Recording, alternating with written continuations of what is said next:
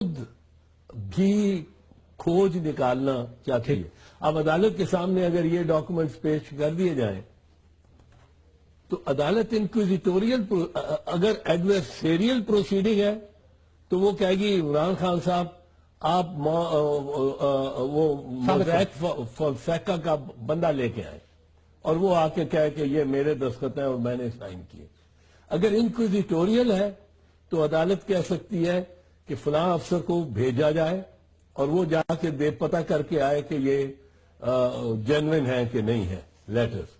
ادھر عدالت پر ادھر اپنی ذمہ داریاں ہیں انڈر آرٹیکل 184 کلوز 3.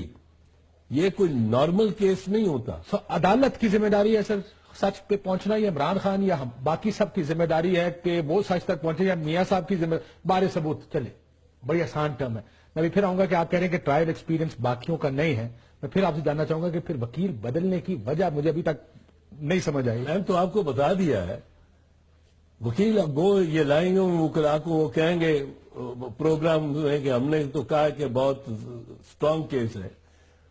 میری اطلاعات وکالتی حلقوں کے ذریعے یہ ہے کہ ایک کے بعد دوسرے کے بعد تیسرے وکیل نے جو دیکھا ہے کیس اور ان کو کہا ہے بارے ثبوت آپ پہ ہے جو میاں صاحب پہ گراں گزرا ہے جو قانون کا تقاضا ہے اور پھر کہا ہے کہ اس کیس میں یہ آپ کو مشکلات ہیں.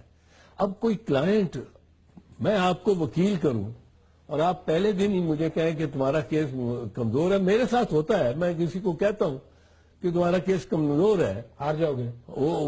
اس کو ڈیفینڈ کرنا بڑا مشکل ہے اور اس بیچ میں چانس بہت زیادہ ہے کہ ہار جاؤ.